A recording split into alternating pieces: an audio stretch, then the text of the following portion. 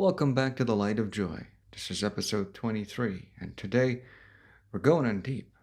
This episode is called Grief as a Thief, when weakness becomes a weapon. And it's about the exact reason so many relationships, friendships, and partnerships, even workplaces, slowly rot from the inside out. Because one person is always bleeding, and the other is always cleaning it up. In fact, there's something deeply unsettling about watching someone chronically bleed onto others, emotionally, spiritually, even conversationally, and then act as if their pain justifies their absence of growth. It's not the pain that's toxic, it's the expectation that others should clean up after it forever. This is the crux of why so many relationships rot. One person is always in emotional crisis, always the one collapsing, and the other becomes the unpaid janitor of that collapse. It's not just unfair, it's unsustainable. These are the relationships where you wake up tired, not physically, but existentially, because you become someone else's recovery program, someone else's life raft, and they never intend to learn how to swim. People who weaponize their wounds trap others in what I call the martyrdom loop. Here's how it works. They share their suffering as a defense against accountability. Then, when you push back, you're accused of lacking empathy. You are the villain for saying, "This needs to stop." And it never stops. That's the cycle: crisis, caretaking, guilt, reset, and repeat. And with every repetition, the bleeder becomes more entitled, and the cleaner becomes more depleted.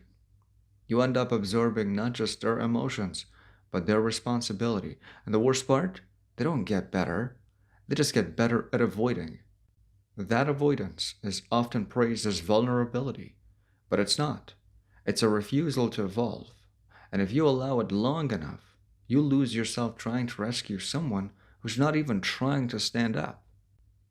Let's be brutally honest. When someone uses their pain to control the emotional environment, they are not just struggling, they are stealing. They are robbing others of time, energy, clarity, and peace. This is emotional parasitism. It's subtle, it's often unintentional, but it is real. The emotional parasite believes that pain gives them a license to dominate the room, that their suffering is a past and never change. And if you resist, they call you cruel, cold, and selfish.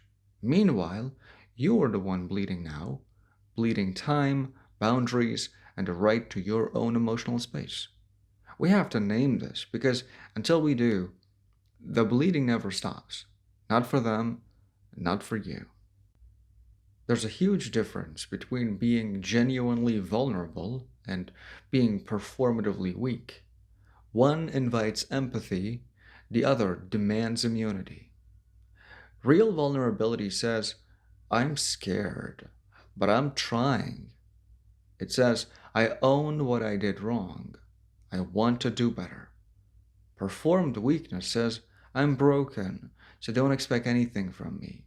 It says, "If you ask me to grow, you're attacking me." This is the subtle death of accountability. And it's why many relationships turn from connection into caretaking. One person bleeds endlessly, the other becomes a full-time nurse. And eventually, inevitably, the nurse burns out. Because you cannot heal someone who's invested in never healing. This is not compassion. This is codependence disguised as care. If you've been clear in this dynamic, here's the hard truth. You've signed a contract that never served you, and it's time to tear it up. You are not cruel for setting boundaries. You are not heartless for stepping back. You are not selfish for refusing to become someone else's perpetual support beam. Sometimes the kindest thing you can do, for them and for you, is stop cleaning up the mess. Because until the bleeding hurts them more than it hurts you, they will never learn to stop. When one person is always bleeding and the other is always cleaning it up, That is not love. That is a slow erosion of both lives. So if this hit a nerve, it should. And if you see yourself in either role, this is your wake up call. Responsibility is not about perfection, it's about ownership. Stop bleeding on people who didn't cut you. Stop calling silence empathy. And stop mistaking guilt for love. Thanks for listening to The Light of Joy. This was episode 23. Share this with someone who needs to hear it. And maybe say what you've been too scared to say. See you next time.